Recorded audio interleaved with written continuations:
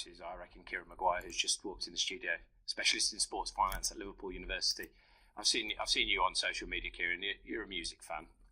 Yes, I am. I've just spent £199 on tickets to see The Cure at Hyde Park this summer, and it's money well spent. You're buying a time machine. It's going back to 1980, and it's worth every penny. Now, the reason we've got you in here is because today's deadline day for final bids for the rights to screen Premier League games. So Sky Sports and BT Sport obviously have got those rights at the moment to show top-flight matches. What's going to happen once all these bids are in? I think you've got to split the market into two. As far as the domestic rights are concerned, I think we've probably peaked in terms of how much the Premier League can extract from the broadcasters. The viewing figures for Sky were down by about 14% in 2016-17, so that didn't go down too well with their shareholders from their point of view. BT have really struggled. The viewing figures for things such as the Ashes were less than 100,000 points. There's evidence that UEFA weren't over impressed with BT's Champions League performance either.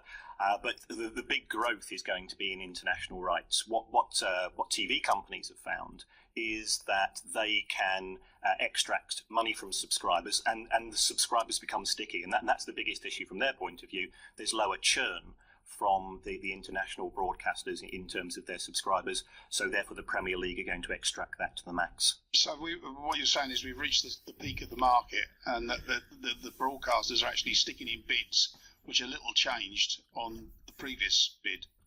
Yeah, I can't really see it going significantly higher than the $5 billion that we're presently paying between Sky and BT, because they're not generating extra income from their customers.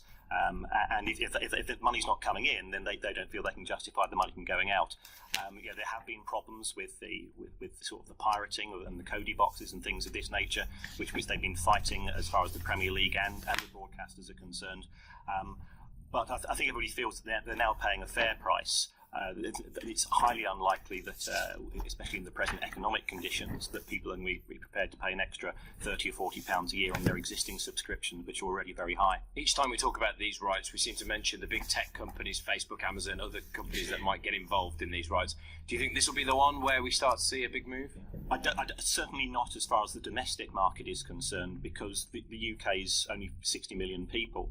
What you could potentially see is the sale of some of the international rights. If you take a country such as India, there's 1.3 billion people in India. Now, if I'm Netflix and I'm trying to get a foothold into that market, given the popularity of the Premier League globally, then that would be a good opportunity for them. But domestically, the prices paid by both BT and Sky are far too high. You can get a Netflix subscription for about £10 a month. They'd have to increase that significantly if they took over the domestic rights. So I think that's highly unlikely. We'll keep an eye on it, Kieran. Thanks very much for coming in, Kieran Maguire there from Liverpool University. Hayden Islington, Mickey says, best